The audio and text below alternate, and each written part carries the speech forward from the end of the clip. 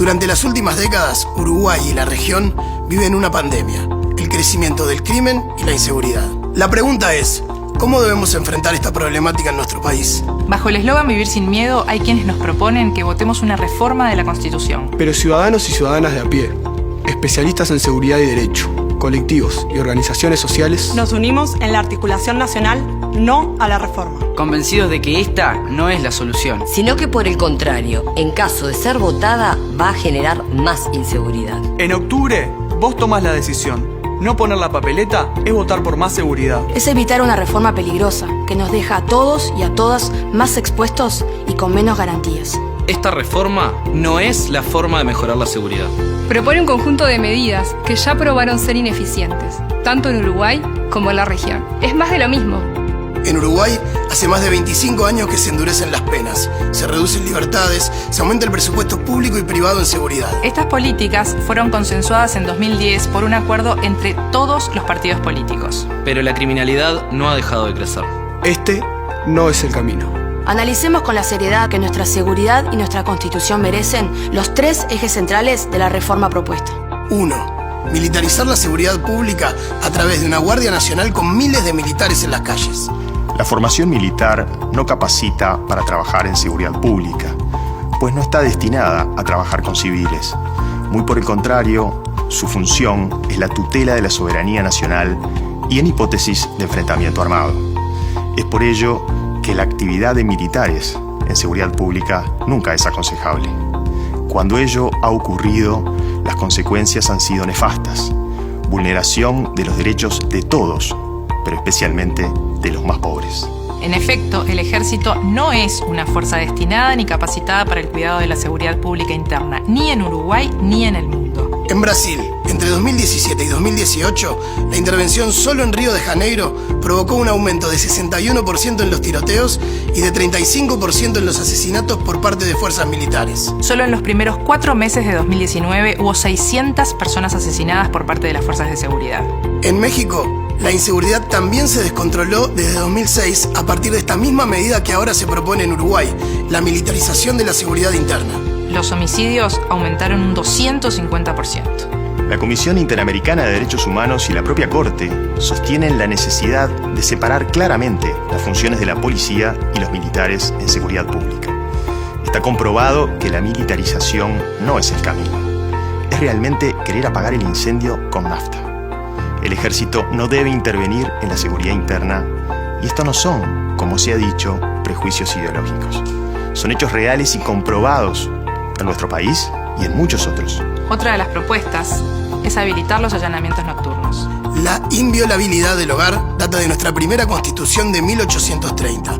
La intimidad y la seguridad son derechos consagrados. La dictadura militar ya había intentado habilitar los allanamientos nocturnos, pero el pueblo uruguayo en 1980 les dijo que no. Los allanamientos nocturnos son situaciones de extrema violencia para todas las personas, pero en especial para las personas más vulnerables del hogar, los niños, niñas y adolescentes.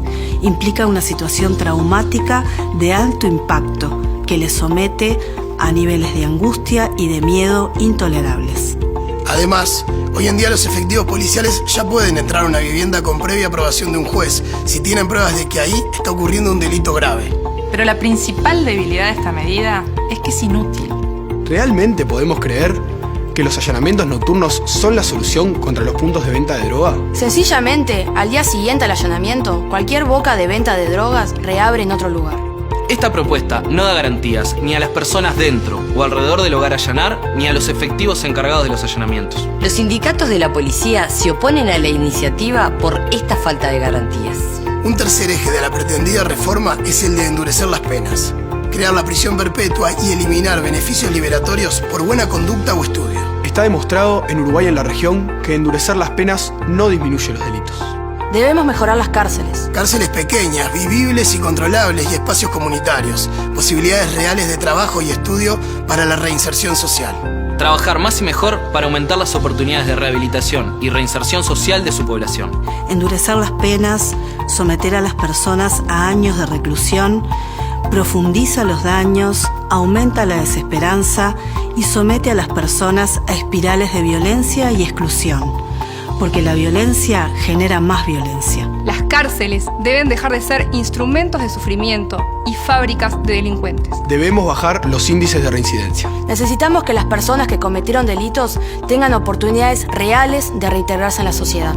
Hoy, la mitad de las personas que duermen en la calle son expresos. La inseguridad creció en Uruguay y ese problema lo sufrimos todos. Pero las medidas que plantea esta reforma generan más violencia y más miedo. Nos van a traer aún más inseguridad. Esta reforma no es la forma, porque no resuelve nada del fondo de la problemática. Al contrario, empeora la situación. Los ejemplos a seguir en políticas de seguridad no son Brasil, México o Chile, sino Finlandia o Suecia, con prisiones modelo, con programas de estudio y trabajo que han disminuido el crimen. Para mejorar la seguridad necesitamos seguir mejorando la inteligencia y la formación policial. Investigar y atacar las rutas de financiamiento del narcotráfico. Debemos ocuparnos de las víctimas del delito, que este proyecto de reforma ignora, atacar la desigualdad y las demás causas del crimen. Debemos generar oportunidades, nuevos sentidos de ser y estar en una sociedad basada en el respeto de los derechos humanos.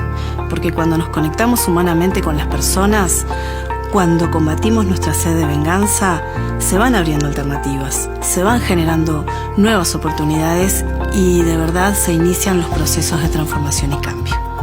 Precisamos políticas integrales de prevención del delito y de egreso del sistema penitenciario. Al miedo le ganamos trabajando por una sociedad más justa. Un país para vivir seguras y seguros se construye con más y mejor educación, trabajo, vivienda y oportunidades. En octubre, vos decidís. Podés votar a Abella, Fernández, Lacalle, Manini, Martínez, Mieres, Talvi o Vega. Pero no agregues la papeleta de la reforma. Ninguno de estos candidatos a presidente apoyan ni promueven este proyecto. Queremos vivir mejor. Evita más crimen, más delincuencia y más inseguridad. Decile no a esta reforma. No a la reforma. No a la reforma. No a la reforma. No a la reforma. El miedo no es la forma.